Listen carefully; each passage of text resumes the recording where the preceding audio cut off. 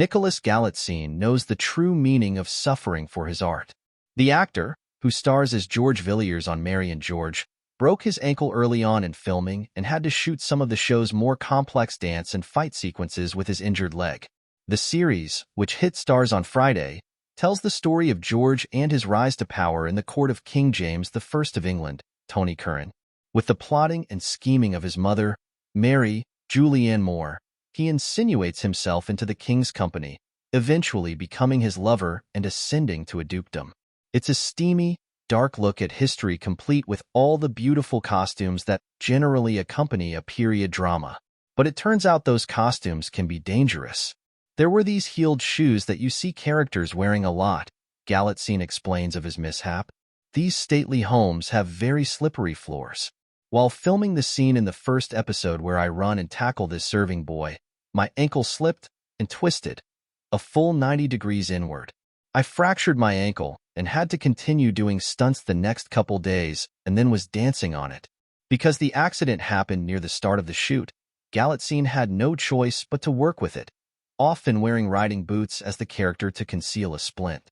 It was not entirely period to wear riding boots in all these situations, but it was the only way I could fit the splint on my ankle and not have it show on screen, he explains. It was a grueling schedule even without a broken ankle. Galitzine had to learn everything from how to convincingly speak French to how to play the viola Delaware gamba, a stringed Renaissance instrument.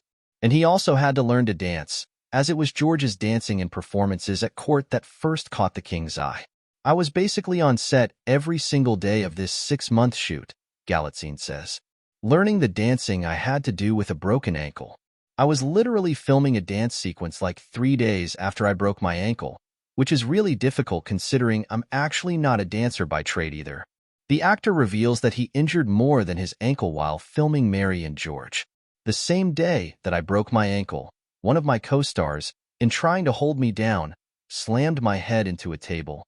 So, I had a black eye and a broken ankle. Tony Curran headbutted me at one point. He also cut my chin open with one of his rings. I really went through the wars on this production. And while Galitzine emphasizes how physical the project was for him, he says it was all worth it. I'm so pleased with the final result, he says. None of it, obviously, was purposeful, and it mirrored the epicness of the journey that I went through over the show, both as Nick and as George. Indeed, Galitzine says the physicality and injuries actually helped him as he played George from his uncertain teenage years through his ascent to power, where he found greater confidence as an adult. He quite literally starts the series on uneven footing, feeling off balance. He's so naive and at the mercy of his mother's whims when we first meet him, he explains. Then, he starts to realize his power in this world that he lives in, and it is that grumpy teenager thing where he tries to rebel against it. And then the more and more wealth he accrues, I felt a level of power. Ultimately, Galitzine channeled that into his view of George's greatest power over others. His skills as a true Renaissance man.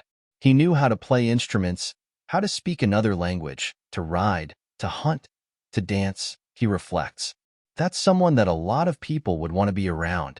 Maybe he didn't have the same political savvy as his mother or the king, but there was something very enigmatic and intriguing about George that really seduced people.